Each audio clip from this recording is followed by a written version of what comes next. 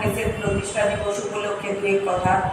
বলছি এবং কি কি কর্মসূচি আমরা নিয়েছি সেটাও আলোচনা করব। আমাদের মহিলাদের যে সশক্তিকরণ তথা আমাদের সবার আগে এগিয়ে নিয়ে যাওয়ার যে প্রচেষ্টা শুরু করেছিলেন প্রয়াত প্রধানমন্ত্রী ইন্দিরা গান্ধীজি, উনি 1984 সনের 15ই সেপ্টেম্বর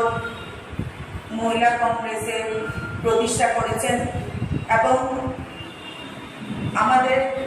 প্রয়াত বিশ্ববরেণ্য নেত্রী কংগ্রেস দলকে মজবুত এবং শক্তিশালী করতে মহিলাদের জন্য নানান প্রকল্প নিয়েছিলেন এবং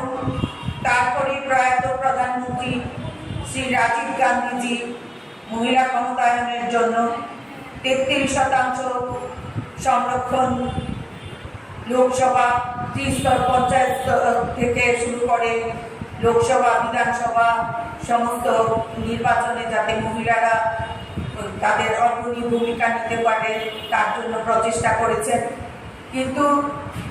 দুঃখের এবং পরিতাপের বিষয়, সেই বিল আজ অব্দি বাস্তবায়িত করতে পারেনি বর্তমান বিজেপি সরকার। তাই আজকে এই সমস্ত রাজ্য থেকে আমাদের অল ইন্ডিয়া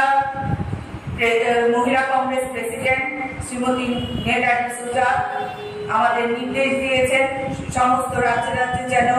আজকের মহিলা দিবস উপলক্ষে আমরা কর্মসূচি নিই এবং সেই কর্মসূচির মাধ্যমে আমরা যেন আগামী দিনে সেই 33% বিল পার্লামেন্টে আজকে মহিলা কংগ্রেসের প্রতিষ্ঠা দিবস উপলক্ষে দুই কথা বলছি এবং কি কি কর্মসূচি আমরা নিয়েছি সেটাও আলোচনা করব।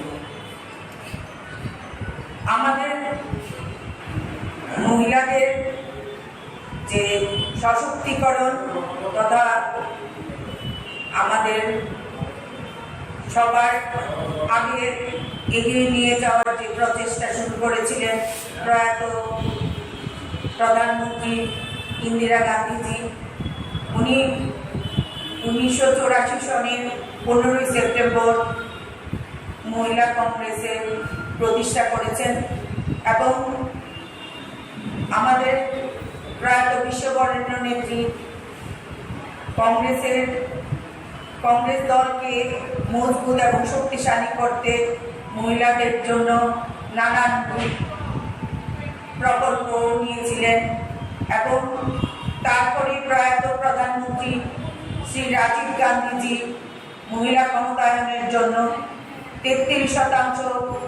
সংরক্ষণ লোকসভা ত্রিস্তর পঞ্চায়েত থেকে শুরু করে লোকসভা বিধানসভা সমস্ত নির্বাচনে যাতে মহিলারা তাদের অগ্রণী ভূমিকা নিতে পারে তার জন্য প্রচেষ্টা করেছেন। কিন্তু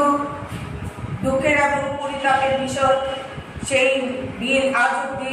বাস্তবায়িত করতে পারেনি বর্তমান বিজেপি সরকার। তাই আজকে এই সমস্ত রাজ্য থেকে আমাদের অল ইন্ডিয়া মহিলা কংগ্রেস প্রেসিডেন্ট শ্রীমতী নেতা ডিসুজা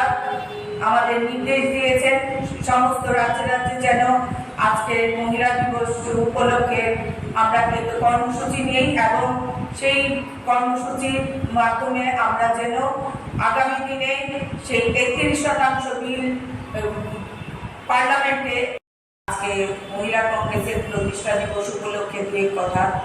বলছি এবং কি কি কর্মসূচি আমরা নিয়েছি সেটাও আলোচনা করব। আমাদের